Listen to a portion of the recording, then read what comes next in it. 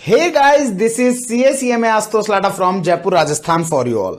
So guys, स्वागत है आप सभी लोगों का एक बार फिर से लाटा प्रोफेशनल एकेडमी के प्लेटफॉर्म पर, जहां पर कॉस्टिंग मुझे आसान नजर आ रही है। बच्चा बोलता सर हमको अभी तक नहीं आ रही। कोई बात नहीं, आज से आने लग जाएगी, डोंट वरी, है ना। तो चलिए दोस्तों, आज हम लोग लास्ट लेक्चर को ही आगे कंटिन्यू करेंगे। दैट मीन्स हमने जो टारगेट कॉस्टिंग का जो हमने टॉपिक डिस्कस किया है, वो टारगेट कॉस्टिंग को हमने एक हिस्ट्री उसकी देखी। अब आज हम क्या देखने वाले हैं, अब उनके जो नोट्स हैं जो हमारे बुक में आपको ऑलरेडी प्रिंटेड फॉर्म में दिए हुए हैं, वो नोट्स को हम एक बार देखेंगे। लेकिन मैं आपको बता दूं, आप लोगों को मैं केवल नोट्स डिक्टेट नहीं करने वाला हूं कि हाँ भैया जैसे कोई थ्योरी चीज है और अपन ने फटाफट से रीडिंग दे दिया, काम खत्म। नहीं, मैं आपको बता दूं, आप लोग जब तक मैं नहीं बोलूंगा तब तक आप अपनी बुक में नहीं देखेंगे। जब तक मैं नहीं बोलूंगा तब तक आप अपनी बुक में नहीं देखेंगे। मैं आप लोगों को नोट्स के ऊपर तब लेकर के जाऊंगा जब मैं सारे के सारे नोट्स ऑलरेडी हर एक point, each and every point मैं आप लोगों को ऑलरेडी एक्सप्लेन कर चुका होऊंगा। तो पहला पॉइंट मैं एक्सप्लेन करूंगा, देन उसके बाद में मैं आप लोगों को नोट्स शो करूंगा, फिर हम लोग उन नोट्स को जो चीजें मैंने समझाई है उनसे लिंक करेंगे।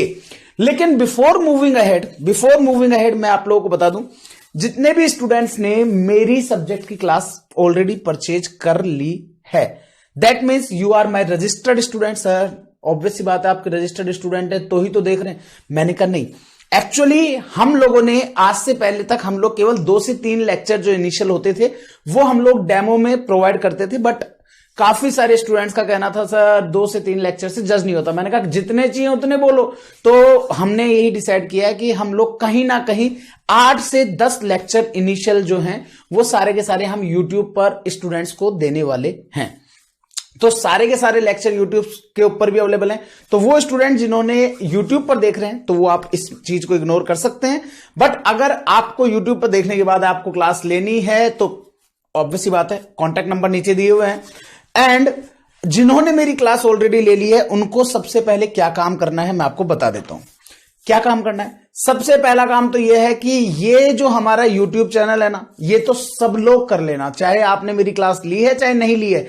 LPA CMA एक्सक्लूसिव सर्च करना, आप लोग इस चैनल को इमीडिएटली सब्सक्राइब कर लीजिएगा, क्योंकि जितने भी रिवीजन मैं आप लोगों के साथ लेने वाला हूं, आप लोगों के CMA फाइनल के, वो सारे के सारे, चाहे CMA फाइनल के हों चाहे CMA इंटर के हों। आप लोगों को पता है मैं इंटर में भी 3 सब्जेक्ट पढ़ाता हूं, कॉस्ट अकाउंटिंग ग्रुप 1 में और ग्रुप 2 में management accounting and financial management. तो पेपर 8, 11, 12 और पेपर नंबर 16 न्यू सिलेबस में मेरा है, ठीक है ना।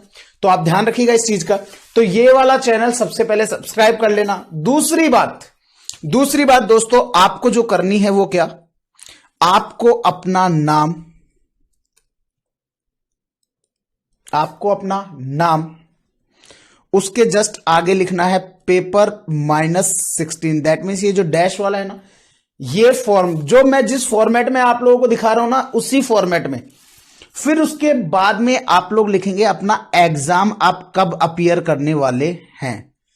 आप अपना एग्जाम कब अपीयर करने वाले हैं। अब ये एग्जाम के लिए आप ऐसे पूरा मत लिख देना DECEMBER दिसंबर, नहीं। आप लोगों का अगर एग्जाम सपोज से जून में है तो जून लिखेंगे, आप लोगों का एग्जाम अगर दिसंबर में है तो केवल D लिखेंगे।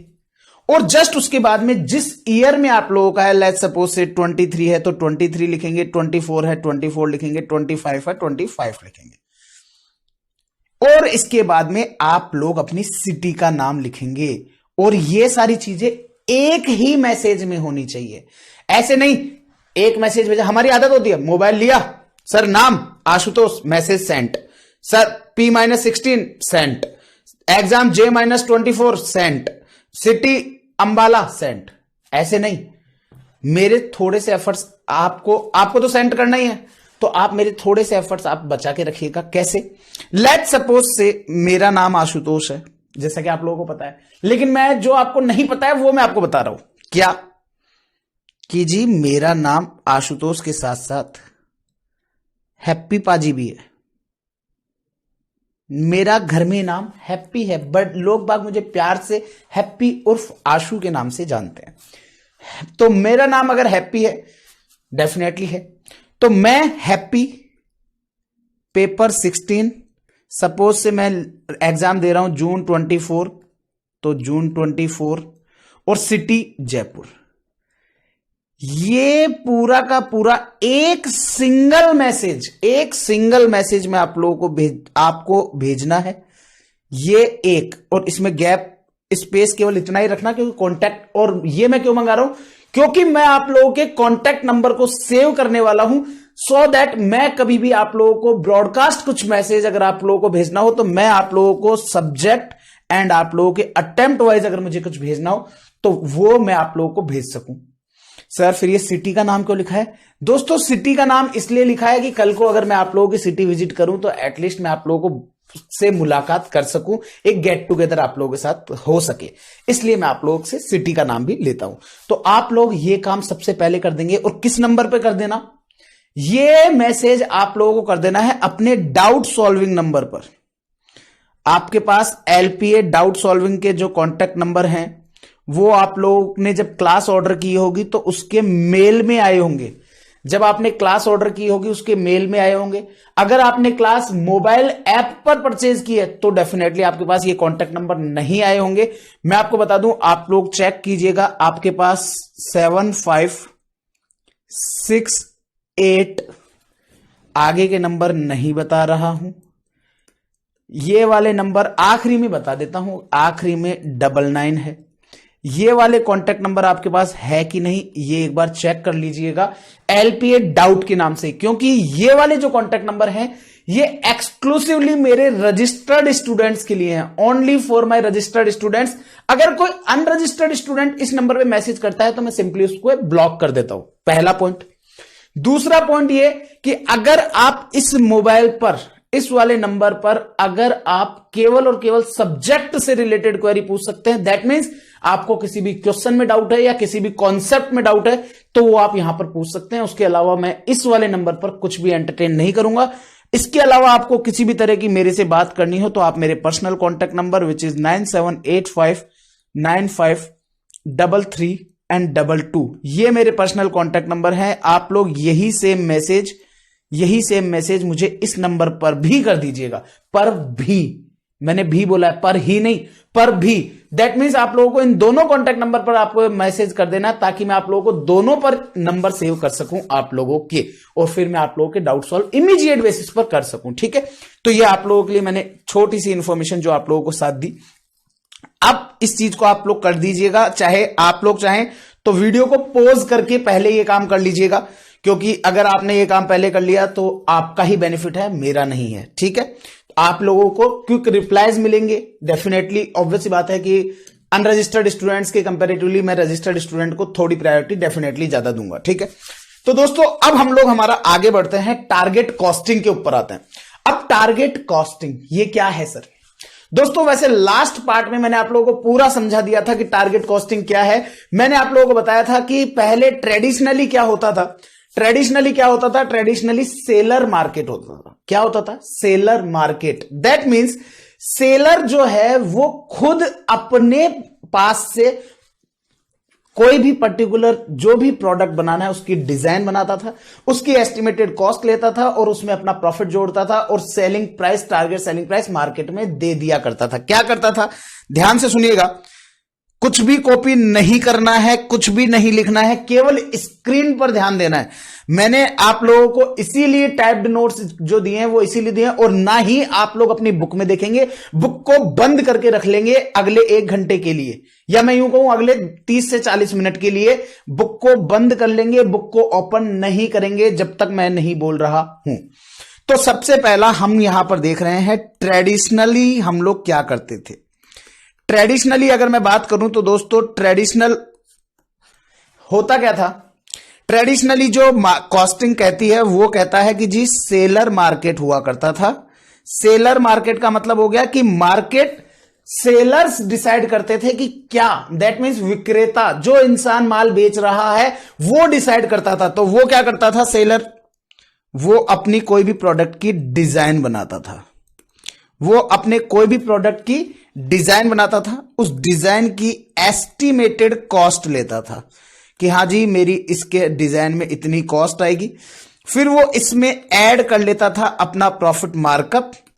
प्रॉफिट मार्कअप करने के बाद अब वो इसकी सेलिंग प्राइस आ जाती थी और ये सेलिंग प्राइस वो अपने कस्टमर्स को बताता था और उनको कन्वेंस करता था कि अजी हमसे ले लो, अजी हमसे ले लो।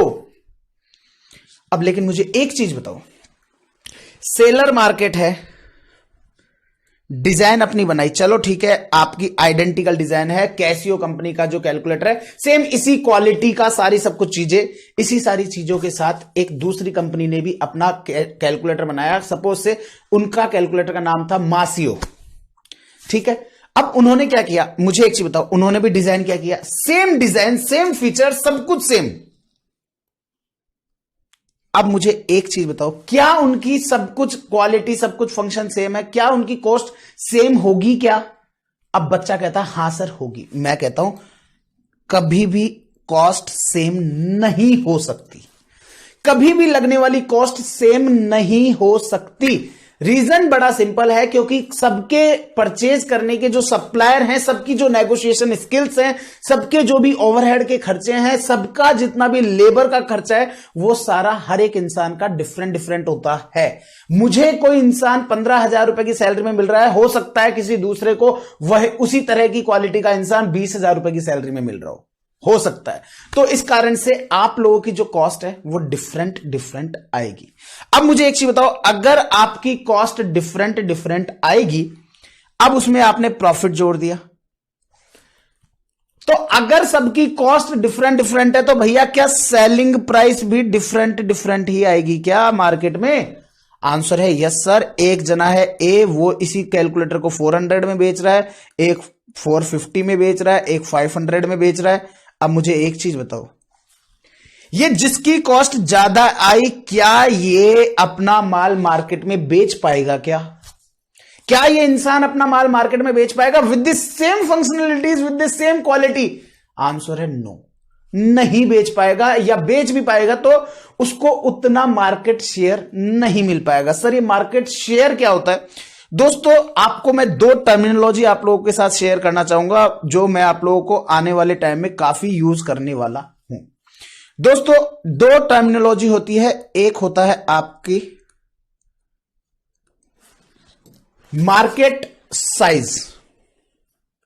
आप लोग बुक में नहीं देखेंगे, मैं आपको पहले ही बता रहा हूं, बुक में देखेंगे लॉस होगा। और मैं बार बार हर चैप्टर में नहीं बोलूंगा, मैं इस चैप्टर में बोल रहा हूं, मैं हर चैप्टर में नहीं बोलूंगा। जब तक कि मेरी स्क्रीन पर नोट्स नहीं आ जाते तब तक आप अपनी बुक कभी नहीं खोलेंगे। एक टर्मिनोलॉजी होती है मार्केट साइज, एक होती है मार्केट शेयर। एक होती है मार्केट साइज, एक होती है मार्केट शेयर। दोस्तों ये जो दो टर्मिनोलॉजी है, market size and market share, इन दोनों में क्या डिफरेंस होता है मैं आपको बताता हूं। लेट सपोज से सीएमए इंटर का पास आउट स्टूडेंट जो है, सीएमए इंटर से पास आउट स्टूडेंट आया 10,000, CMA inter pass out student आया 10,000। इन 10,000 में से 2,000 स्टूडेंट्स ऐसे हैं जो कि सीएमए फाइनल सेल्फ करते हैं। क्या करते हैं दोस्तों? सीएमए फाइनल सेल्फ करते हैं। इसके बाद में अब मुझे एक चीज बताओ, अगर 2,000 बच्चा 10,000 में से 2,000 स्टूडेंट अगर कोई भी क्लासेस नहीं लेता है, सेल्फ करता है, तो इसका मतलब मार्केट के अंदर कितने ऐसे बच्चे बचे जो कि क्लासेस लेने वाले हैं? आंसर है सर 8,000। 8,000 स्टूडेंट्स वो हैं जो कि क्लासेस लेने वाले हैं। अब मुझे एक चीज बताओ, क्या ये 8,000 के 8,000 सारे के सारे बच्चे किसी भी एक ही टीचर के पास चले जाएंगे क्या? मतलब कि मैं ये मानता हूं कि एससीएम सब्जेक्ट के लिए बात कर लेता हूं, 8,000 बच्चे हैं जो कि एससीएम सब्जेक्ट लेने वाले हैं। अब मुझे एक चीज आप लोग बताइए कि इन 8,000 बच्चों में से क्या सारे के सारे स्टूडेंट मेरे पास आ सकते हैं? आंसर है नो, नहीं आ सकते। चाहे मैं कितना ही बेहतर से बेहतरीन पढ़ा दूं, कितना ही सब कुछ कर दूं, मैं चाहे चैप्टर वाइज रिवीजन दे रहा हूं, मैं चैप्टर वाइज टेस्ट सीरीज आप लोगों के लिए कंडक्ट कर रहा हूं, मैं आप लोगों के लिए हर एक चीज कर रहा हूं, डाउट सॉल्विंग के लिए मैंने पर्टिकुलर कॉन्टेक्ट नंबर आप लोगों के साथ शेयर किया है, आप लोगों को हर एक चीज इमीडिएट कर रहा हूं, लेकिन फिर भी मैं 100% मार्केट नहीं ले सकता। तो लेट्स सपोज से इस 8,000 में से मेरे पास 4,000 बच्चा मेरे पास आता है, कोई 1,000 किसी दूसरे के पास जाता है, कोई 500 किसी दूसरे के पास जाता है, किसी के पास 2,500 जाता है, एंड सो ऑन, इस तरह से बच्चा चला जाता है। तो दोस्तों मैं यहां पर आप लोगों को इस एग्जाम्पल के सहारे दोनों चीज मैं आप लोगों को समझा चुका हूं। क्या, अगर मैं बात करूं मार्केट साइज की, तो दोस्तों मार्केट साइज है 8,000 स्टूडेंट का। दैट मीन्स 10,000 में से 2,000 स्टूडेंट ऐसे थे जो क्लास नहीं लेंगे, तो मार्केट के अंदर जितने बच्चे क्लास लेने वाले हैं वो है 8,000। तो मार्केट की जो साइज है वो है 8,000, और उसमें से 4,000 स्टूडेंट अगर मेरी क्लास लेते हैं तो दैट मीन्स मैं मार्केट में 50% का शेयर रखता हूं। मतलब कि मेरे पास जितना भी मार्केट है, जितने भी स्टूडेंट क्लास लेते हैं, उसका 50% स्टूडेंट मेरे पास आता है। This is called market share. उम्मीद करता हूं कि ये दोनों की दोनों टर्मिनोलॉजी आप लोगों को क्लियर हो गई होंगी, और अगर ये दोनों की दोनों टर्मिनोलॉजी अगर आप लोगों को क्लियर हो गई है तो मुझे अगर आप YouTube पे देख रहे हो ना, थम्स अप देना मत भूलिएगा अगर आपको क्लियर हो गया है तो। चलिए, तो ये मैं आपको दो टर्मिनोलॉजी इसलिए अभी बता दी क्योंकि मैं इस वर्ड्स को, मार्केट साइज और मार्केट शेयर को, मैं आपको पूरे ड्यूरिंग द कोर्स काफी यूज करने वाला हूं। तो उम्मीद करता हूं कि आप लोगों को market size and market share क्या होता है ये आपको क्लियर हो गया होगा। अब मुझे एक चीज बताओ, अगर same product with same features है तो क्या कभी इस बिजनेसमैन जो है, जो सी है, क्या इनका माल कभी मार्केट में बहुत ज्यादा मार्केट शेयर ले पाएगा? क्या आंसर है नो, नहीं ले पाएगा। तो अब ये जो सिनेरियो था जहां पर एक product with same functionalities with same quality market के अंदर आप लोगों के लिए अवेलेबल नहीं होता है सेम प्राइस पर, तो उस जगह पर आपका जो कंपटीशन है वो बहुत गलत हो जाता है उन लोगों के लिए जिनकी कॉस्ट बहुत हाई जा रही है। तो इन सब चीजों को मीट आउट करने के लिए हमारे पास एक नया कॉन्सेप्ट आता है, जिस कॉन्सेप्ट का नाम होता है टारगेट कॉस्टिंग। क्या होता है दोस्तों? Target costing. कैसे? अब इसमें क्या होता है, इस टारगेट कॉस्टिंग का जो कॉन्सेप्ट है, इस टारगेट कॉस्टिंग के कॉन्सेप्ट के अंदर जो मार्केट है वो बायर मार्केट हो जाता है, सेलर मार्केट नहीं रहता है, वो मार्केट हो जाता है buyer market. Sir buyer market कैसे? मैंने कहा याद करो वो मजबूत आदमी, याद है ना, मुन्ना और मुन्नी। तो मुन्ना और मुन्नी जो दोनों ताकतवर इंसान थे, उन ताकतवर इंसानों से हमने जाकर के पूछा था, अरे वो ताकतवर इंसानों जो आपने ये ताकत दिखाई है, बाइक के ऊपर बैठे हुए दिख रहे हैं हमको, तो ये जो ताकत आपकी है इनको नैनो पर शिफ्ट कर दें, इन लोगों को नैनो में भर के ले जाओ आप, अगर ज्यादा भी आ जाए तो कोई दिक्कत नहीं है। जर्मनी जर्मनी जर्मनी वैसे वाले कॉन्सेप्ट पे, याद है ना वो राजपाल यादव वाला, कौन वो एक मूवी थी, if I am not wrong, कौन सी थी? हलचल थी शायद, नहीं हलचल नहीं थी, कौन सी थी यार? हंगामा थी? नहीं यार, भागम भाग, भागम भाग, भागम भाग मूवी के अंदर वो कहते हैं ना, जर्मनी हम भी जाएंगे जर्मनी। वो एक ही कार के अंदर पीछे वाली सीट पर 20 लोग बैठे हैं, तो धमाधम वही वाला चीज है, कोई दिक्कत नहीं है, एक के ऊपर एक बैठा लेना। अगर आप कहो ज्यादा, आपके प्रोडक्शन हाउस से काफी अच्छा प्रोडक्शन अगर हो रहा है ज्यादा, तो उनसे हमने उनकी पूरी राय जानी थी।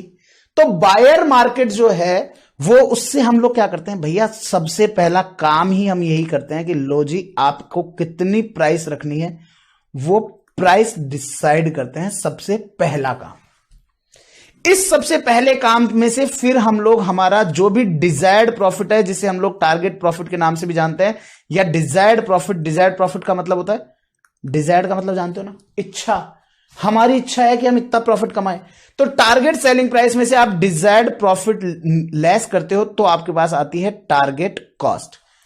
और अब टारगेट कॉस्ट जब हमको पता लगी कि अरे यार मुझे ये कैलकुलेटर 400 रुपए की मार्केट के अंदर 400 रुपए का बिकता है ये कैलकुलेटर, और ये कैलकुलेटर जब 400 रुपए का बाहर मार्केट में बिकता है और मुझे इस पर कहीं ना कहीं 50 रुपए कमाने हैं, तो 400 में से 50 रुपए लेस करके आपको ये पता चल गया कि मुझे हर हाल में इसको 350 रुपीज में इसको पूरा का पूरा रेडी करना है। अब जब आपको ये पता चल गया कि मेरे को 350 रुपीज में रेडी करना है, देन उसके बाद में आप लोग इसकी डिजाइन रेडी करते हो तब जाकर के आपका प्रोडक्ट रेडी होता है, फिर आपकी मैन्युफैक्चरिंग का काम चालू होता है।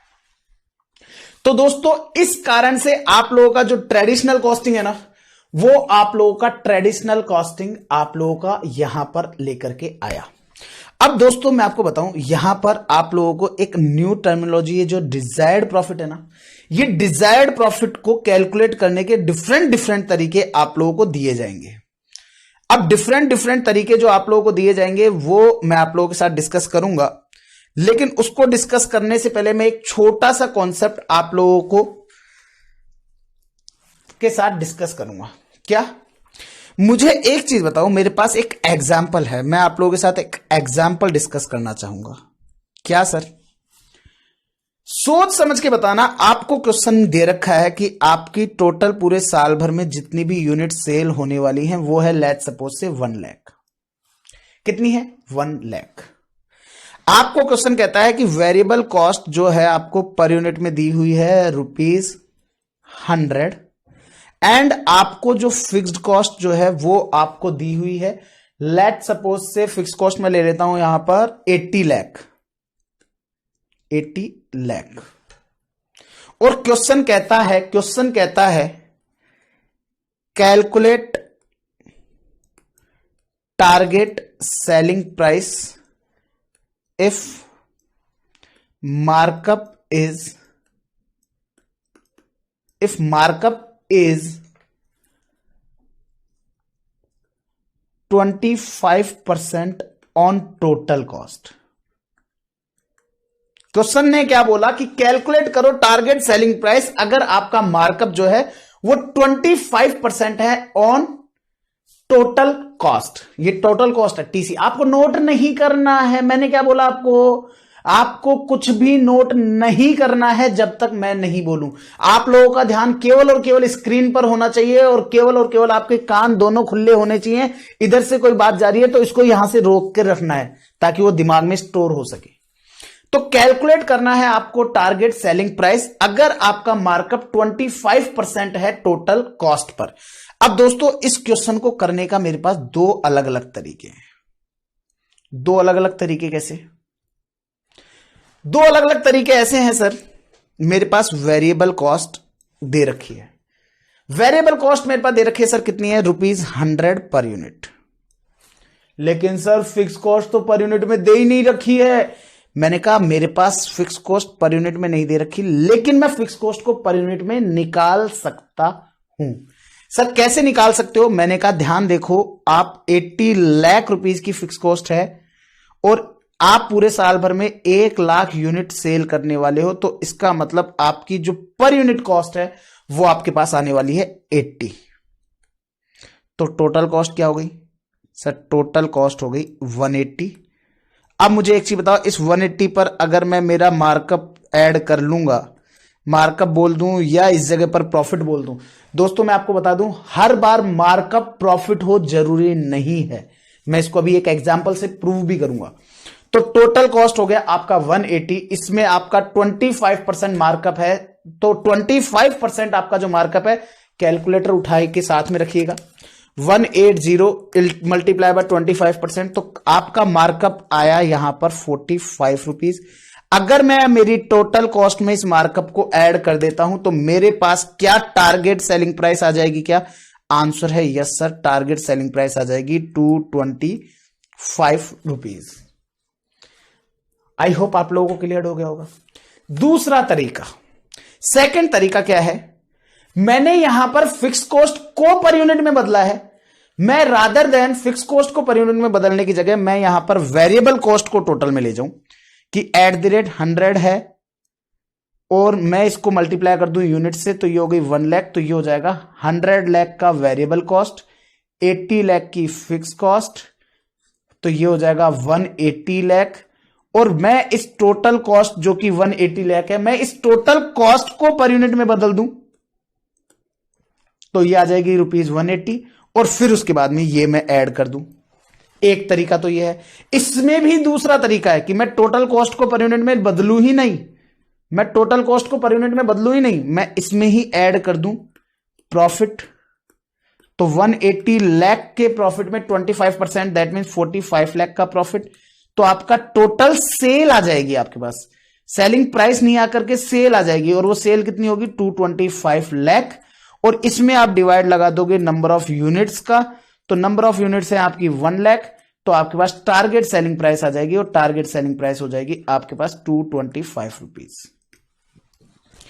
तो दोस्तों आप लोगों को इस तरह के क्वेश्चंस एग्जाम के अंदर 2 मार्क्स के एमसीक्यू में पूछे जा सकते हैं, और वहां पर आपको इस तरह का पूरी डिटेल करके आनी होती है। तो उम्मीद करता हूं कि ये दोनों तरीका आपको समझ में आ गया होगा। आप सर कौन सा एग्जाम में करना है, तो देखो दोनों में से आप कोई सा भी कर सकते हो, बट मैं हमेशा सजेस्ट करूंगा आपको ये वाला फर्स्ट वाला मैं क्यों सजेस्ट कर रहा हूं, क्योंकि आप देख पा रहे हो कि यहां पर मुझे कैलकुलेशन केवल एक बार फिक्स कॉस्ट को ही पर यूनिट में बदलने की जरूरत पड़ी है। जबकि अगर मैं बात करूं इस वाले मेथड की, तो यहां पर मैंने वेरिएबल कॉस्ट को टोटल में बदला है, फिर टोटल कॉस्ट को मैं पर यूनिट में बदलूंगा, तो ये 2 बार काम करना पड़ेगा। तो रादर देन, हमको पता है ना, we are smart person, smart in the sense केवल चेहरे से दिखने से नहीं, हम लोग स्मार्ट हैं अपने काम के तरीके से। तो हमको काम स्मार्ट करना है, ताकि और पढ़ क्या रहे हो, स्ट्रेटेजिक कॉस्ट मैनेजमेंट। तो स्ट्रेटेजिक कॉस्ट मैनेजमेंट आप पढ़ रहे हो, फिर स्ट्रेटेजिकली अगर खुद के ऊपर ही काम नहीं करोगे तो फिर ऐसे कैसे काम चलेगा। तो ये लो जी, अब मैं इसको कर दिया रब, आपको कॉपी नहीं करना था, सब कुछ है अपनी बुक में, आप बेफिक्र रहो, सब कुछ अपनी बुक में है आपके लिए। तो आपको केवल समझने का काम करना है, आपको ज्यादा मेहनत नहीं कराऊंगा, आप लोगों की मेहनत को कम कराऊंगा, सिंपल, आपका काम केवल समझना है। पहला पॉइंट तो ये हुआ। दूसरा पॉइंट, अब मुझे सोच के देखो, अगर इसी क्वेश्चन में क्वेश्चन ये बोल देता calculate target selling price if markup is 25% on variable cost. हो सकता है कई बार क्वेश्चन आपको मार्कअप जो है वो वेरिएबल कॉस्ट की जगह बोल दे, वेरिएबल कॉस्ट नहीं, calculate target selling price if markup is 25% on marginal cost. Question कई बार इसको मार्जिनल कॉस्ट के नाम से भी दे सकता है। तो आपको ध्यान रखना है, अगर क्वेश्चन कभी भी आपको ये बोल दे कि कैलकुलेट टारगेट सेलिंग प्राइस, या कभी भी कुछ भी बोल दे रिलेटेड टू वेरिएबल कॉस्ट, और फिर उस टाइम पर क्वेश्चन आपको यहां पर मार्जिनल कॉस्ट दे दे, तो ध्यान रखिएगा मार्जिनल कॉस्ट को यूजुअली हम लोग वेरिएबल कॉस्ट में ही कंसीडर करते हैं। क्योंकि मार्जिनल कॉस्ट जब मैं जब मार्जिनल कॉस्टिंग पढ़ाऊंगा तब मैं आपको बताऊंगा, क्योंकि मार्जिनल कॉस्ट होता क्या है, एक एक्स्ट्रा यूनिट को बनाने के कारण से कॉस्ट में जितना भी अंतर आएगा उसे हम लोग क्या कहते हैं, उसे हम लोग कहते हैं मार्जिनल कॉस्ट। और एक यूनिट के एक्स्ट्रा बनाने से, तो ऑब्वियस सी बात है, यूनिट के बनाने के कारण से जो कॉस्ट में इंक्रीज हो रहा है वो तो ड्यू टू वेरिएबल कॉस्ट ही होगा, क्योंकि फिक्स कॉस्ट तो फिक्स्ड है ही, सिंपल। अब लेकिन यहां पर ध्यान देने वाली बात है, क्या ध्यान देने वाली बात है, बच्चा यहां पर क्या गलती कर बैठता है वो मैं आपको बताता हूं। यहां पर जब हम इसको सॉल्व कर रहे होते हैं ना, तो यहां पर लिखी वेरिएबल कॉस्ट 100, ऐड कर दिया बच्चे ने फिक्स कॉस्ट 80, ये हो गया टोटल 180, और इसमें ऐड कर दिया मार्कअप। और मार्कअप क्या था, मार्कअप क्वेश्चन ने बताया था कि वेरिएबल कॉस्ट का 25%, तो दैट मीन्स ये हो गया 25 और ये हो जाएगा 205। स्टूडेंट बोलते हैं कि सर इस तरह से हो जाएगा, क्योंकि आशुतोष सर ने तो कहा था वेरिएबल कॉस्ट ले लो, फिक्स कॉस्ट ले लो, तो वो हो जाएगी टोटल कॉस्ट, और टोटल कॉस्ट में मार्कअप ऐड कर दो तो आपके पास आ जाएगी सेलिंग प्राइस। मैं आपको बता दूं, ये क्वेश्चन का आंसर हो गया है गलत। ये क्वेश्चन का आंसर हो गया है गलत। गलत होने के पीछे का रीजन मैं बता देता हूं दोस्तों। जब भी क्वेश्चन आप लोगों को ये बोले कि वेरिएबल कॉस्ट प्लस मार्कअप, तो ये ध्यान रखिएगा, this markup includes fixed cost plus profit both. Fixed cost plus profit दोनों को कवर करता है ये, क्योंकि मार्कअप बोला है, प्रॉफिट नहीं बोला है। अगर क्वेश्चन बोलता है प्रॉफिट, तो definitely this answer is correct. अगर क्वेश्चन बोलता है profit is calculated at the rate of 25% on variable cost, तो ऊपर वाला आंसर जाएगा। लेकिन अगर क्वेश्चन ने बोला है markup is 25% on variable cost, तो ध्यान रखिएगा आपका आंसर होगा कुछ ये, variable cost 100 rupees plus markup जो कि है 25%, तो ये हो जाएगा 25, और जैसे ही ये ऐड कर दोगे तो आपके पास टारगेट सेलिंग प्राइस डायरेक्टली आ जाएगी 125। That's it, that's it. लगा कैसा लगा? उम्मीद करता हूं कि आप लोगों को ये पॉइंट क्लियर हो गया होगा। मैंने क्या बोला उस चीज के ऊपर आप लोगों को ध्यान देना है। मैंने यहां पर बोला है मार्कअप, और जब भी मैं मार्कअप बोलूं, अगर मैं टोटल कॉस्ट का बोल रहा हूं तो डेफिनेटली वो मार्कअप प्रॉफिट के इक्वल ही होगा, क्योंकि मैंने कैलकुलेट किस पे किया है? टोटल कॉस्ट पे। अब टोटल कॉस्ट में जब मैं मार्कअप बोल रहा हूं तो यहां पर ये मार्कअप स्टैंड कर रहा है प्रॉफिट को, क्योंकि टोटल कॉस्ट में variable cost plus fix cost दोनों आ जाती है। तो इन शॉर्ट इसको मैं ऐसे भी बोल सकता हूं variable cost plus fix cost, क्योंकि टोटल कॉस्ट का मतलब हो गया variable cost plus fix cost, और उसमें अगर मैं मार्कअप ऐड कर रहा हूं तो दैट मीन्स वो प्रॉफिट है। लेकिन अगर मैं क्वेश्चन बोलता हूं वेरिएबल कॉस्ट प्लस मार्कअप, तो वेरिएबल कॉस्ट प्लस मार्कअप अगर मैं बोल रहा हूं तो ध्यान रखिएगा, वेरिएबल कॉस्ट प्लस मार्कअप का मतलब है वेरिएबल कॉस्ट प्लस, और ये मार्कअप स्टैंड कर रहा है आप लोगों के लिए फिक्स कॉस्ट को भी प्लस आपके प्रॉफिट को भी, दोनों को। इस चीज का ध्यान रखेंगे आप लोग। मैंने नोट्स में लिखवाया है, डोंट वरी अबाउट दैट। मैं जो जो चीजें बोल रहा हूं वो सारी चीजें नोट्स में ऑलरेडी हैं, डोंट वरी। तो उम्मीद कर रहा हूं आप लोगों को ये पॉइंट क्लियर हो गया होगा। चलिए, तो ये वाली पॉइंट आप लोगों को क्लियर हो गया है। देन इसके बाद में हम लोग आते हैं नेक्स्ट पार्ट में।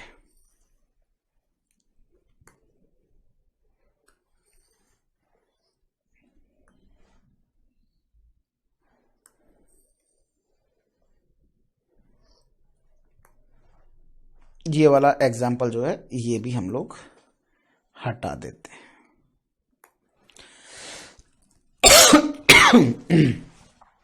अब आते हैं हम लोग हमारे नेक्स्ट पार्ट पर। नेक्स्ट पार्ट हमारे को क्या बोलता है? नेक्स्ट पार्ट एक हमारे पास एक कॉन्सेप्ट आता है। वो कॉन्सेप्ट ये है दोस्तों, क्या होता है कि सपोज से मैं ये कैलकुलेटर बना रहा हूं, और लेट सपोज से this is also a calculator.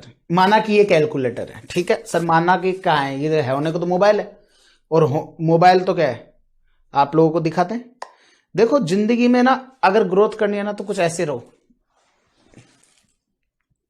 ये है मोबाइल, मतलब कि ऑलवेज गुरुजी के चरणों में, ठीक है। ये फोटो आपको गुरुजी की आपके वहां पर नजर आने वाली है। कहां पर?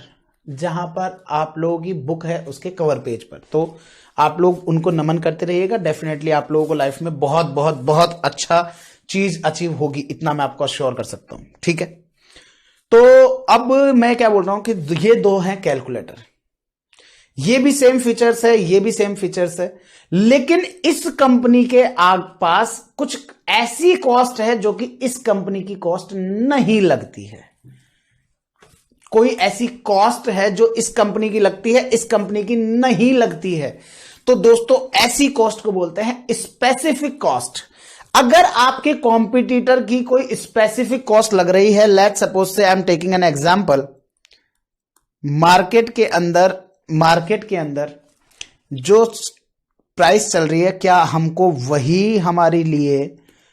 क्या हमारे लिए वही टारगेट सेलिंग प्राइस होगी क्या? डेफिनेटली सर, हमारा टारगेट उससे ऊपर तो जाएगा ही नहीं। तो सपोज से मार्केट के अंदर सेलिंग प्राइस आ रही है 100, मार्केट के अंदर सेलिंग प्राइस आ रही है 100, एंड क्वेश्चन कहना चाहता है कि जी हमारा टारगेटेड जो प्रॉफिट है जो हम कमाना चाहते हैं वो है कम से कम 20 रुपीज हम कमाना चाहते हैं। लेकिन उन्होंने ये कहा कि ये जो मार्केट प्राइस है 100, इन लोगों की एक कॉस्ट है जिसे हम लोग स्पेसिफिक कॉस्ट बोलते हैं, वो आपके यहां पर नहीं लगेगी। वो आप जब बनाएंगे ना तो आपके यहां पर नहीं लगेगी, वो कॉस्ट आपको इनकर करने की जरूरत नहीं है। ये लोगों ने तो पता नहीं मतलब क्यों लगा रखी है, उस कॉस्ट को इतनी रिक्वायरमेंट नहीं है।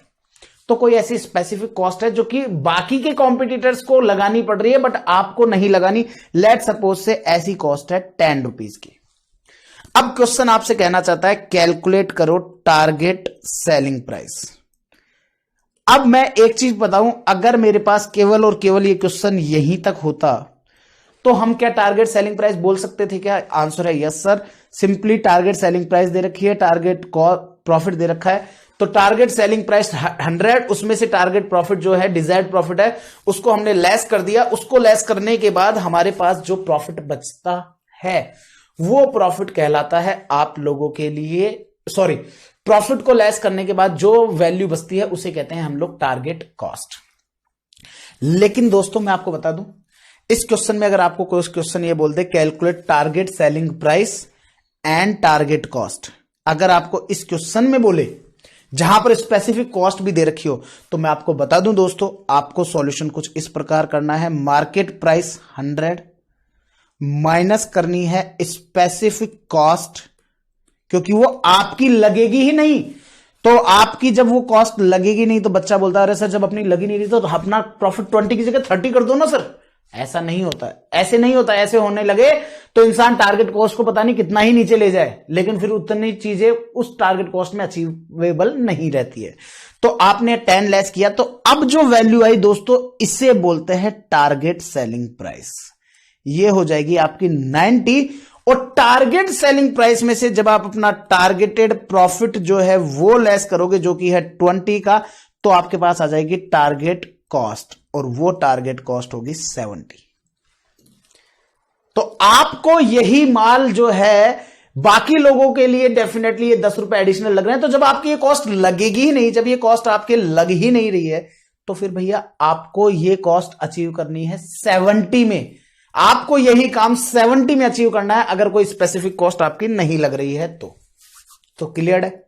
उम्मीद करता हूं कि ये वाला पॉइंट आप लोगों का क्लियर होगा। अब पॉइंट क्या होता है, अब हमारे साथ पॉइंट क्या होता है, ये टारगेट कॉस्ट हमारे पास आने के बाद हम क्या करते हैं, हमारे डिजाइनर को बुलाते हैं और डिजाइनर को बोलते हैं भैया तू डिजाइन बना, और इस डिजाइन को बनाने के बाद हमारे को ये बता, डिजाइन को बनाने के बाद हमारे को ये बता कि हमारी एस्टिमेटेड कॉस्ट कितनी जा रही है इस प्रोडक्ट को बनाने के लिए। अब वो आया, वो कहेगा सर एस्टिमेटेड जो कॉस्ट हमारी जा रही है ना, वो सर इस प्रोडक्ट को बनाने के लिए वो हमारी जा रही है 80 रुपीज सर। अब 80 रुपीज अगर उसकी टारगेटेड जो अपना कॉस्ट है वो जा रही है, तो क्या मुझे 80 में बना लेना चाहिए क्या? आंसर है नो। तो फिर क्या करें सर, कॉस्ट को रिड्यूस करने के लिए वैल्यू एनालाइज करो, काइजन कॉस्टिंग लगाओ, वैल्यू इंजीनियरिंग करो, डिफरेंट जो टूल्स हैं सर कॉस्ट रिडक्शन के, वो आप करिए। तो जब हम वो काम करेंगे तब हमारे पास जो है वो कॉस्ट अचीव हो जाएगी, और वो कॉस्ट कितनी हो जाएगी? 70। तो आपको पता है, कल मैंने लास्ट क्लास में भी बताया था कि 70 और 80 का जो डिफरेंस होता है, जो कि 10 रुपीज है, उसे हम लोग कहते हैं कॉस्ट गैप, और हमारा टारगेट रहता है इसी कॉस्ट गैप को कम से कम करने का। इसी टारगेट, हमारा टारगेट जो है वो इसी कॉस्ट को कम से कम करने का है, और कम से कम क्या, एलिमिनेट करके इसको नील लेके आने का है, क्योंकि ये नील लाएंगे तभी हमारा टारगेटेड प्रॉफिट और तभी हमारा टारगेटेड सेलिंग प्राइस पर हमारा जो टारगेट प्रॉफिट है वो हमारे को अचीव हो पाएगा। तो उम्मीद कर रहा हूं कि ये वाला कॉन्सेप्ट आप लोगों को बिल्कुल क्लियर हो गया होगा। इस एस्टिमेटेड कॉस्ट को आपको यहां पर जो है मैंने नोट्स में करंट फीजिबल कॉस्ट के नाम से मेंशन किया है। आप लोगों को अभी जब मैं नोट्स रिव्यू कराऊंगा तो आप लोगों को नजर आएगा वो, ठीक है। चलिए, तो ये वाली बात हो गई आपकी, ये हो गई जी आपकी बात। अब इसके साथ साथ एक छोटा सा कॉन्सेप्ट जो अगर आप लोग इंटर में मेरे साथ पढ़े होंगे तो मैं हमेशा से बोलता हूं, और उस टाइम पर भी मैंने बहुत अच्छे से एक्सप्लेन किया था, लेकिन अगर आप लोगों ने इंटर में मेरे से क्लास नहीं ली तो मैं आप लोगों के साथ कुछ छोटी सी बात एक शेयर करना चाहता हूं। क्या सर, आपको पता है वेरिएबल कॉस्ट वेरिएबल होती है क्या या फिक्स्ड होती है? मेरा पहला क्वेश्चन आप लोगों से। बच्चा बोलता सर क्या सुबह सुबह ऐसे ऐसे क्वेश्चन पूछ लेते हो सर? सुबह सुबह मतलब मैं जब रिकॉर्ड कर रहा हूं तब सुबह हो रही है, और मैंने क्वेश्चन पूछा कि बच्चों बताओ फिक्स्ड कॉस्ट वेरिएबल होती है कि फिक्स्ड होती है? सर आपको कॉस्टिंग नहीं आती, सर आपको कॉस्टिंग आती ही नहीं है। अगर आपको कॉस्टिंग आती तो इतू सा बकवास क्वेश्चन पूछा है सर। ये बकवास बोले तो बिल्कुल बकवास क्वेश्चन है सर। तो मैं आपको बता दूं बकवास क्वेश्चन नहीं है, ये बहुत बड़ा कॉन्सेप्ट है। ये एक इतना बड़ा कॉन्सेप्ट है जो कि आप लोगों के लिए बेहद काम आने वाला है। कैसे? जागते रहो, चौकीदार सामने है, जागते रहो भैया, जागते रहो, है ना। तो अब मैंने आप लोगों के साथ एक बहुत बड़ा केबीसी राउंड खेला है और मैंने ये पूछा है आप लोगों से, मुझे ये बताओ वेरिएबल कॉस्ट जो है वो वेरिएबल को होती है या फिक्स्ड होती है, और फिक्स्ड कॉस्ट वेरिएबल होती है कि फिक्स्ड होती है। बच्चा confuse,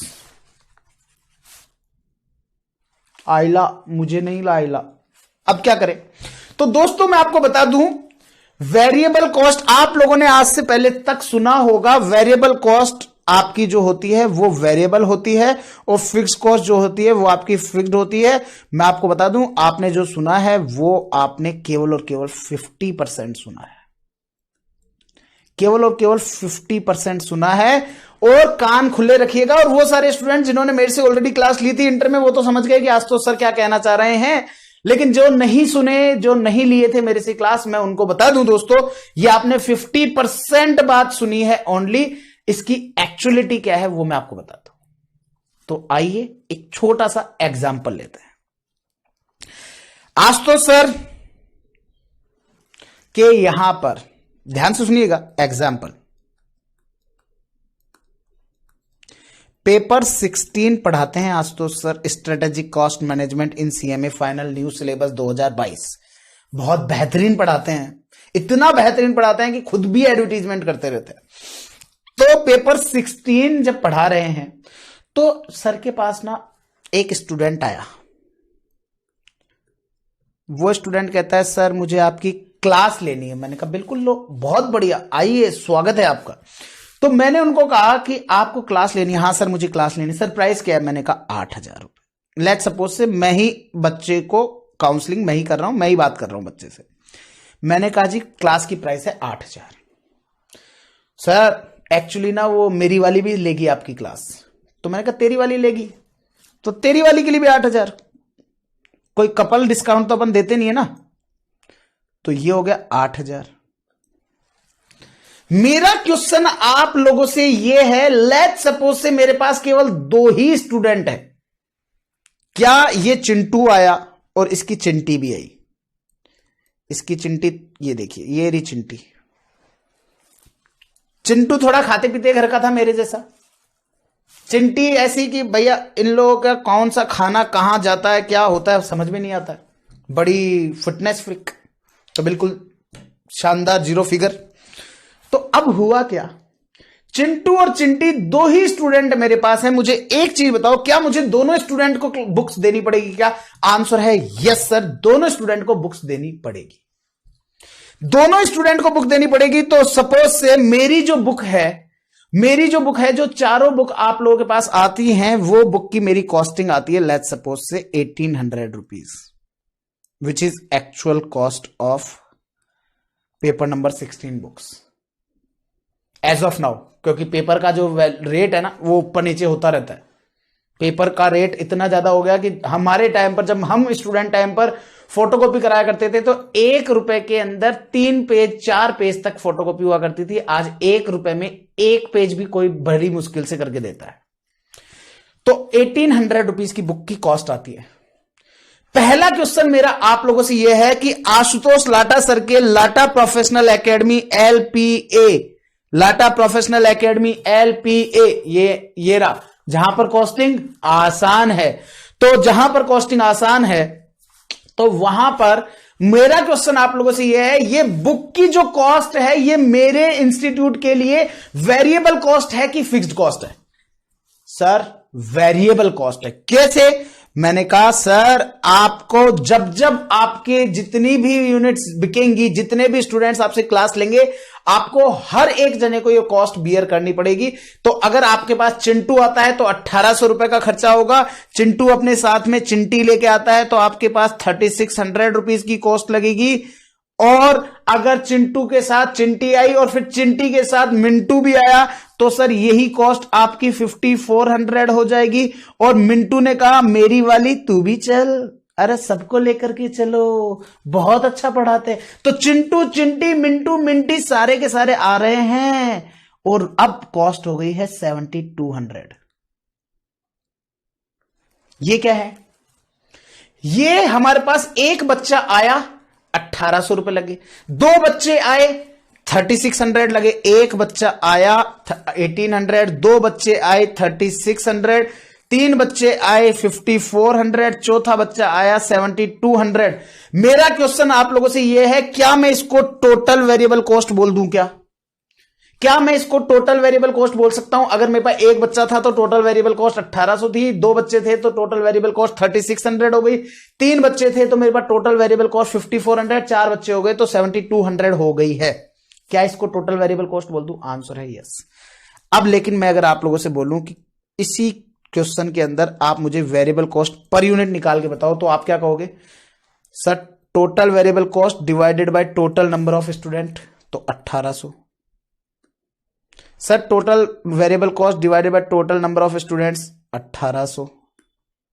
sir total number of cost, total variable cost divided by total number of students, 1800। Total variable cost divided by total number of students, 1800।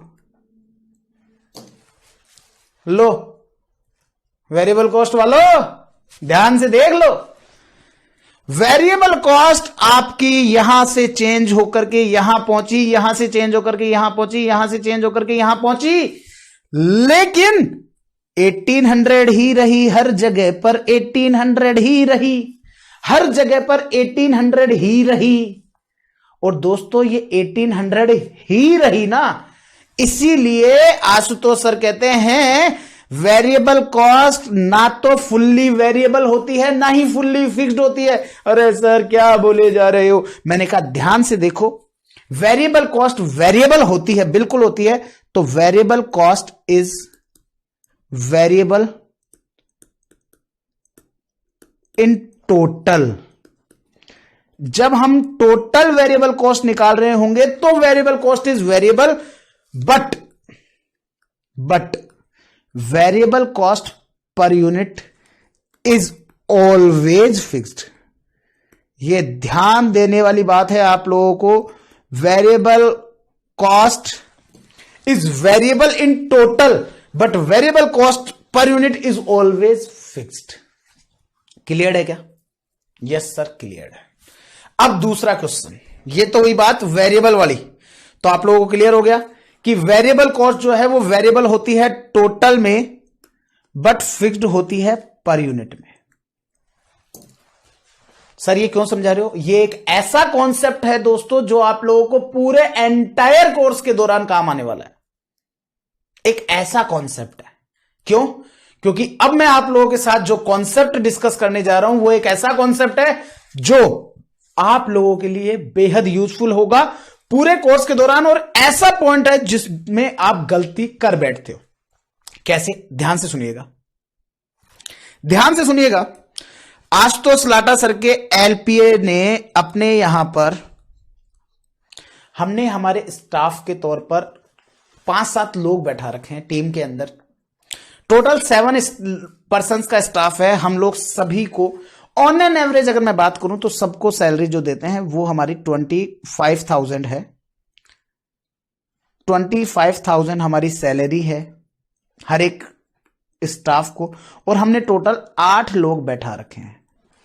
तो हर एक स्टाफ को हम 25,000 देते हैं, और टोटल 8 लोगों का स्टाफ हमारे पास, 8 लोगों की टीम हमारे पास है।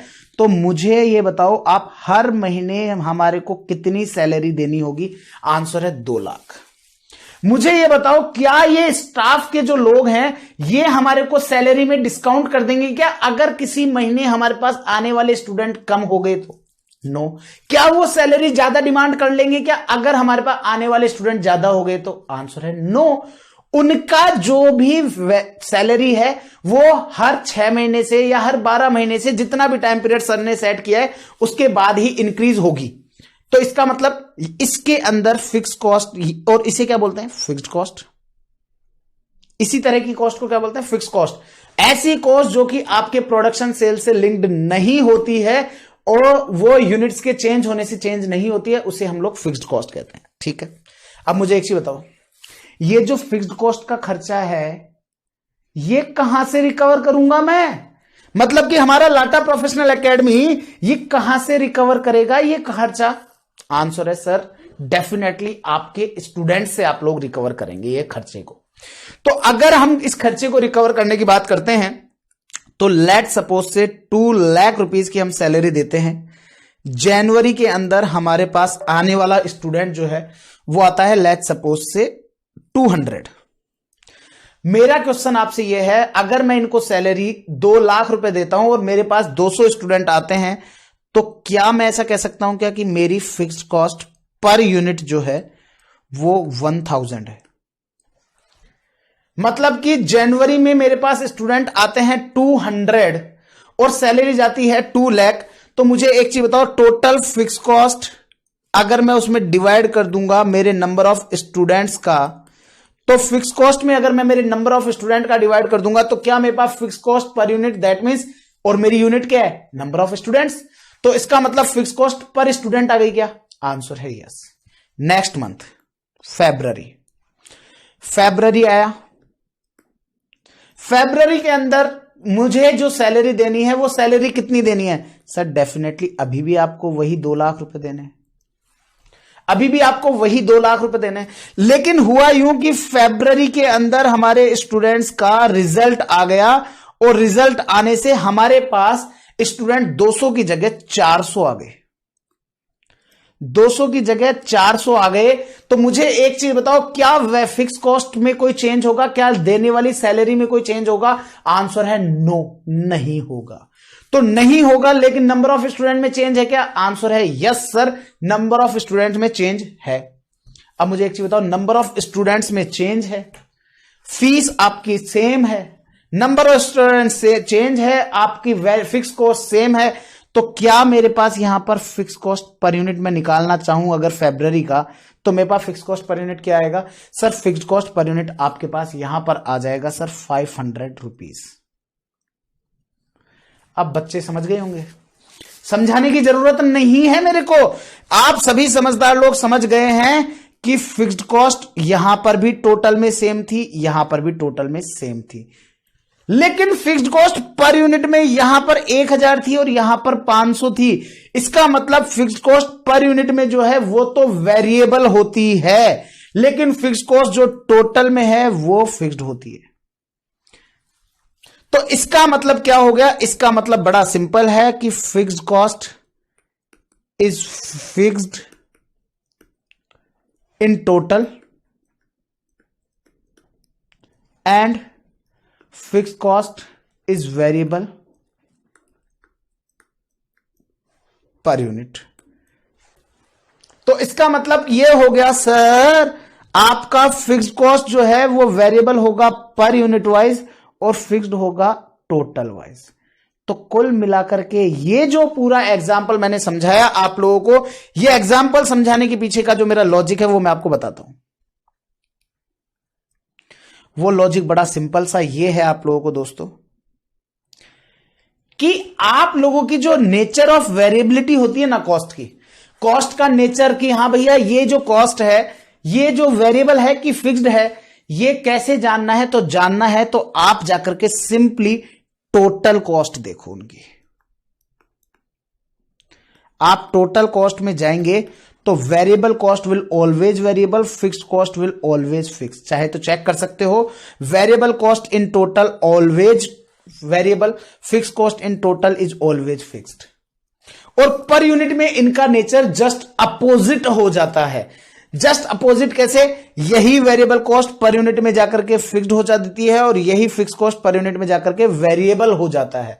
तो आपको यह ध्यान रखना है, ये कई बार जो है आप लोगों से fill in the blanks MCQ में पूछा जा सकता है और उसमें आपके लिए दिया जा सकता है कि variable cost per unit is always fixed but variable cost in total is always variable and fix cost per unit is always variable, fix cost in total is always fixed. अब ये क्यों बता रहे हो आप? मैंने कहा इसको बताने के पीछे एक छोटा सा मेरा पॉइंट है और वो पॉइंट क्या है आइए मैं बताता हूं। लेट्स सपोज से क्वेश्चन आया मेरे पास, क्वेश्चन कहता है जनवरी के अंदर आशुतोष सर की फिक्स्ड कॉस्ट पर यूनिट जो थी वो थी 1000। फिक्स कॉस्ट पर यूनिट थी 1000। जनवरी के अंदर आशुतोष सर के जो स्टूडेंट थे वो थे 200 स्टूडेंट थे। फरवरी में सर के स्टूडेंट जो हैं वो हो गए 400। और क्वेश्चन आपसे कहता है कैलकुलेट करो फिक्स कॉस्ट ऑफ फरवरी। ये पॉइंट अराइज होता है। आप एग्जांपल देखो सामने फ्रंट पे क्या नजर आ रहा है। फिक्स कॉस्ट पर यूनिट दे रखी है, जनवरी में 1000, स्टूडेंट दे रखे हैं 200, फरवरी में स्टूडेंट हो गए 400 और क्वेश्चन कहता है फरवरी की फिक्स कॉस्ट बताओ। अब बच्चे यहां पर भयंकर दुविधा में। सर किसने कहा दुविधा में? आप वो दुविधा में सर, कैसी बातें कर रहे हो? देखो ये तो रहा फरवरी के नंबर ऑफ स्टूडेंट, ये रहा fix cost per unit 1000 multiply by 400। लो सर 4 लाख आ गई।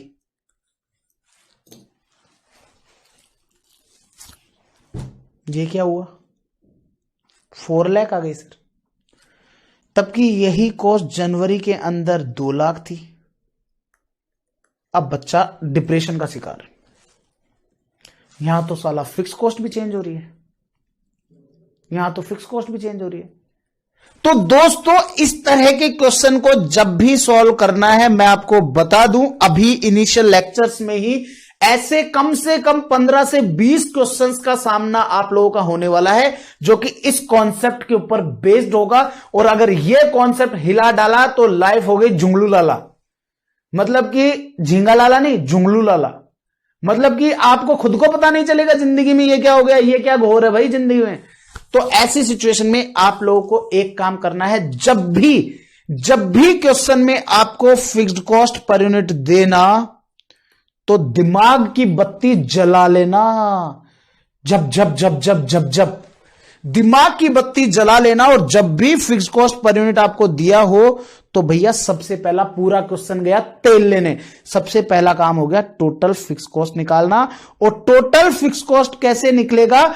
जिस जगह पर यह फिक्स कॉस्ट पर यूनिट जिस पीरियड के लिए निकाला गया था उस पीरियड की यूनिट से मल्टीप्लाई करो, और ताकि आपके पास टोटल फिक्स कॉस्ट आ सके। तो यहां पर इस एग्जांपल की मैं बात करूं तो 1000 पर यूनिट आया था जनवरी में, और उसको जनवरी के नंबर ऑफ यूनिट से मल्टीप्लाई करो तो आपके पास आ जाएगा 2 लाख। और यही 2 लाख की जो कॉस्ट है इसको हम बोलते हैं टोटल फिक्स कॉस्ट। और ये टोटल फिक्स कॉस्ट कभी चेंज नहीं होती है, चाहे ये जनवरी की पूछ लो, चाहे फरवरी की पूछ लो, चाहे मार्च की पूछ लो, अनटिल अनलेस क्वेश्चन ये ना बोल दे कि फिक्स कॉस्ट में फरवरी में 20,000 इंक्रीज हुआ है। अब इसी क्वेश्चन के अंदर अगर क्वेश्चन ये बोल दे कि calculate fix cost of February if there is increase of fix cost by 20,000। Question अगर आपको ये बोल दे कि भैया फरवरी की आप फिक्स कॉस्ट कैलकुलेट करके बताओ, अगर फरवरी की फिक्स कॉस्ट में 20,000 का इंक्रीज है तो सबसे पहला काम हम क्या करेंगे? हम जनवरी की कैलकुलेट करेंगे। और जनवरी की कैलकुलेट कैसे होगी सर? 1000 मल्टीप्लाई बाय 200, तो जनवरी की आ जाएगी 2 लाख, और इस 2 लाख में ऐड करेंगे 20,000 तो जाकर के फरवरी की आएगी। आप ये गलती से भी भूल के भी ये काम मत कर देना कि इस 1000 को आपके इस 400 से मल्टीप्लाई कर दो कि 400 मल्टीप्लाई 1000 और 4 लाख रुपए की टोटल फिक्स कॉस्ट आ गई फरवरी की। तो इसलिए मैंने आपको ये पॉइंट समझाया है कि आप लोग इस चीज का विशेष ध्यान देंगे कि आप लोगों का ये वाला पार्ट क्या है। क्लियर है? आई होप क्लियर हो गया होगा आपको।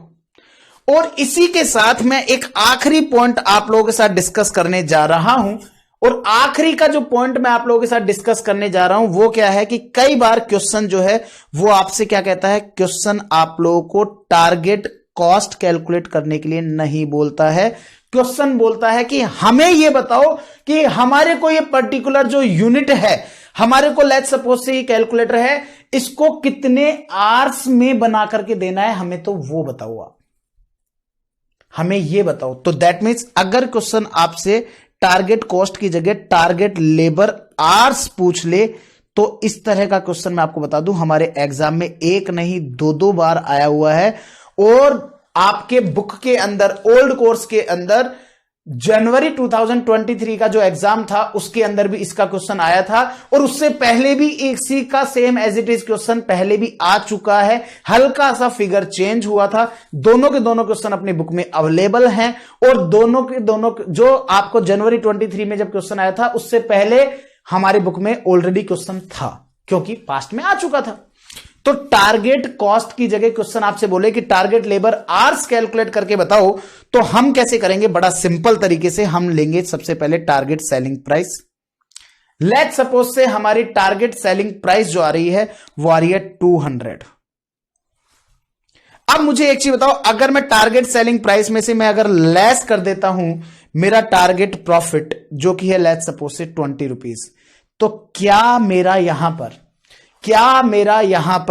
180 रुपीज की टारगेट कॉस्ट आ गई क्या? सर आपने ही तो कहा था टारगेट कॉस्ट कैलकुलेट नहीं करना था। मैंने कहा टारगेट कॉस्ट कैलकुलेट किए बिना टारगेट लेबर आवर्स कैलकुलेट ही नहीं होगा।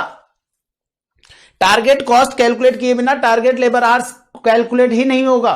मैं आपको बता दूं, मैं अभी आप लोगों को 5 से 7 मिनट के अंदर अंदर फ्री कर रहा हूं, फिर हम लोग बाकी का पार्ट 3B लेक्चर जो हमारा पार्ट बी होगा ना, उस पार्ट बी में हम लोग देखेंगे। ठीक है, एक बार के लिए बस ये वाला जो कॉन्सेप्ट है ये आप लोगों का इस पूरे चैप्टर का आखिरी कॉन्सेप्ट है। इसके बाद मैं केवल आप लोगों को नेक्स्ट पार्ट में आपके सारे नोट्स करवाऊंगा, और देन हम लोग क्वेश्चन पूरे कंप्लीट करेंगे। तो आप लोग hand to hand next part को 5-7 मिनट का आप ब्रेक ले सकते हो। 5-7 मिनट के ब्रेक के बाद hand to hand part B को जरूर देख लीजिएगा, क्योंकि 1-1 घंटे की क्लास है, और यही 1-1 घंटे की क्लासेस ही आपको देखने को मिलेंगी। ठीक है, तो टारगेट कॉस्ट 180 आ गई।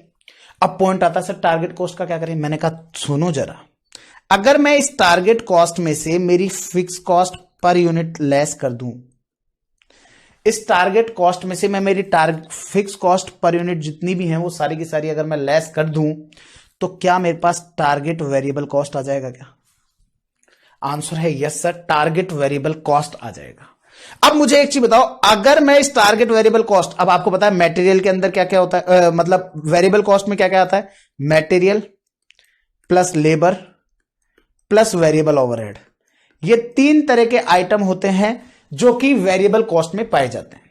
मुझे एक चीज बताओ, क्या मटेरियल का कोई भी काम लेबर आवर्स के बेसिस पर होता है क्या? आंसर है नो। तो अगर मैं टारगेट वेरिएबल कॉस्ट में से मैं लेस कर दूं मटेरियल को, तो जो भी कॉस्ट आएगी, जो भी मेरी कॉस्ट आएगी, वो कॉस्ट क्या कहलाएगी? सर वो कॉस्ट कहलाएगी आपकी labour plus variable overhead. Labour plus variable overhead कहलाएगी सर। अब मेरा क्वेश्चन आप लोगों से एक है, ध्यान से सुनना, लेबर कॉस्ट पर यूनिट कैसे कैलकुलेट होती है? Sir labour cost per unit calculate होती है labour hours per unit multiply by labour rate per hour. ऐसा ही होता है कि भैया 1 यूनिट को बनाने में 2 घंटे लगते हैं और 1 घंटे का मैं 20 रुपए देता हूं तो 40 रुपए। वेरिएबल कॉस्ट पर यूनिट कैसे कैलकुलेट होती है? दैट मीन्स वेरिएबल ओवरहेड बोल दूं या वेरिएबल ओवरहेड पर यूनिट बोलूंगा, वेरिएबल कॉस्ट में तो तीनों आ जाएंगे। तो वेरिएबल ओवरहेड कैसे कैलकुलेट होगा? सर वही लेबर आवर्स पर यूनिट, क्योंकि ये भी आवर्स के बेसिस पर जाएगा, तो लेबर आवर्स पर यूनिट को जब आप मल्टीप्लाई कर दोगे वेरिएबल ओवरहेड पर आवर से, sorry variable overhead rate per hour से, जो कि वेरिएबल ओवरहेड की जो भी रेट है पर आवर की, उससे। अब ध्यान से सुनिएगा, लेट्स सपोज से टेकिंग एन एग्जांपल कि मेरी फिक्स कॉस्ट जो है वो मेरी आ रही थी टोटल आपका 20 रुपीज, तो टोटल टारगेट वेरिएबल कॉस्ट कितनी आएगी सर? 160। से यस और नो, से यस और नो। मैंने क्या किया, टारगेट सेलिंग प्राइस में से टारगेट प्रॉफिट लेस कर दिया, तो मेरे पास टारगेट कॉस्ट आ गई। टारगेट कॉस्ट में से जब मैंने fix cost per unit less कर दिया तो मेरे पास टारगेट वेरिएबल कॉस्ट आ गई, और टारगेट वेरिएबल कॉस्ट जब मेरे पास आ गई तो इस टारगेट वेरिएबल कॉस्ट में से मैंने मटेरियल को लेस करना देखा तो मटेरियल, सपोज से मेरे पास मटेरियल आ रहा था 80 रुपीज का। अगर 80 रुपीज आ रहा था तो मेरे पास क्या लेबर और वेरिएबल ओवरहेड दोनों का टोटल मेरे पास 80 आ जाएगा क्या? आंसर है यस। इसका मतलब मुझे यह नहीं पता कि लेबर कॉस्ट पर यूनिट कितनी है, मुझे नहीं पता, मुझे variable overhead cost per unit कितनी है, मुझे नहीं पता, लेकिन मुझे इतना जरूर पता चल गया कि इन दोनों का जो टोटल है वो टोटल 80 आएगा। अब इनका क्या कॉम्बिनेशन बैठेगा ये मुझे नहीं पता, तो मैं क्या कहूंगा, माना कि लेबर आर्स बी एक्स, तो यहां पर भी एक्स और यहां पर भी एक्स, यहां पर भी एक्स, यहां पर भी एक्स। तो क्या आपको यहां पर लेबर रेट क्वेश्चन में दी होगी क्या? आंसर है yes, labour rate per hour will always given in the question. तो labour rate per hour will always given in the question. Let's suppose say labour rate दे रखी है आपको 3 रुपीज और वेरिएबल ओवरहेड रेट दे रखी है ₹1। तो मुझे यह नहीं पता कि लेबर कॉस्ट पर यूनिट कितनी आएगी, मुझे नहीं पता, मुझे वेरिएबल ओवरहेड कॉस्ट कितनी आएगी पर यूनिट, मुझे नहीं पता। कोई बात नहीं, नहीं पता ना, तो अब मुझे एक चीज बताओ, अगर मैं इस x को 3 से मल्टीप्लाई करूंगा तो क्या आएगा सर? 3x। मेरे पास आ जाएगा सर 3x। और अगर मैं x को 1 से मल्टीप्लाई करूंगा तो मेरे पास आ जाएगा 1x। मुझे नहीं पता 3x की वैल्यू कितनी है, मुझे नहीं पता 1x की वैल्यू कितनी है, लेकिन मुझे इतना जरूर पता है कि 3x प्लस 1x, इन दोनों का जो टोटल है ना, ये दोनों का टोटल मेरा 80 है। ये मुझे पता है। और अगर ये मुझे पता है तो सर फिर मेरा काम हो गया, क्योंकि 4x इज इक्वल टू हो गया 80 और x इज इक्वल टू हो जाएगा आपका 20। और x क्या था? Labour hours per unit. इसका मतलब एक यूनिट को बनाने के लिए 20 घंटे से ज्यादा का समय नहीं लगना चाहिए। अब क्वेश्चन क्या होता है ना, क्वेश्चन आपको देता है कि कैलकुलेट रिडक्शन इन आवर्स। आप क्वेश्चन पता है क्या कहता है? क्वेश्चन आपको आवर्स भी दे देगा कि हां जी हमारे को अभी इतने आवर्स लग रहे हैं, अब हमें कैलकुलेट करके ये बताओ कि कितने आवर्स कम करने चाहिए टू अचीव टारगेट कॉस्ट। अब क्वेश्चन ने दे दिया कि अभी हमारे को 24 आवर्स लग रहे हैं, तो कितने आवर्स कम करने हैं? अरे भैया, अगर आपको टारगेट कॉस्ट अचीव करनी है तो आपको एक कैलकुलेटर 20 आवर्स में बना देना पड़ेगा। और प्रेजेंटली अगर आप 24 आवर्स ले रहे हो तो दैट मीन्स आपको टोटल 4 आवर्स का रिडक्शन करना पड़ेगा। ये एक पूरा का पूरा क्वेश्चन हमको देखने को मिलेगा। अब इसको अगर आप लोगों को समझ में आ गया है, बहुत बढ़िया, नहीं भी आया तो घबराने की बात नहीं है। मैं आपको बता दूं दोस्तों, घबराने की बिल्कुल भी बात नहीं है। ये सारी की सारी चीजें जो है मैं आप लोगों को क्वेश्चन कराऊंगा तब वापस से डिटेल में भी समझाऊंगा, तो आप लोग इसको देख लें। इसको देखने के बाद अब मैं आप लोगों के लिए जो पार्ट बी है वो मैं जस्ट आप लोगों को पार्ट बी भी शेयर करने वाला हूं। तो आप लोगों को क्या करना है कि अभी तक के लिए जितना भी मैंने कराया है इसके बारे में आपको कोई भी रिवीजन की रिक्वायरमेंट नहीं है। अभी वाले पार्ट के लिए कोई रिवीजन की रिक्वायरमेंट नहीं है। तो जब रिवीजन की रिक्वायरमेंट नहीं है तो इमीडिएटली स्टार्ट कर दीजिएगा पार्ट बी भी। तो पार्ट बी भी आपको हैंड टू हैंड स्टार्ट कर देना है, ज्यादा गैप मत लेना इस पार्ट बी को करने से पहले, क्योंकि पार्ट बी को करने से पहले अगर आपने ज्यादा गैप ले लिया तो जितनी सारी चीजें मैंने आपको समझाई उसको लिंक करना आपके लिए टफ हो जाएगा। मैंने ये केवल और केवल पार्ट ए पार्ट बी का जो कॉन्सेप्ट किया है वो इसीलिए किया है कि आप लोग एक एक घंटे की क्लासेस देखें। जैसे कि अभी 1 घंटा 7-8 मिनट का समय हुआ है, तो आप लोग बस केवल ये आपके लिए एक ब्रेक मिल जाएगा 5-7 मिनट का, तो बस उतना सा ध्यान रखेंगे।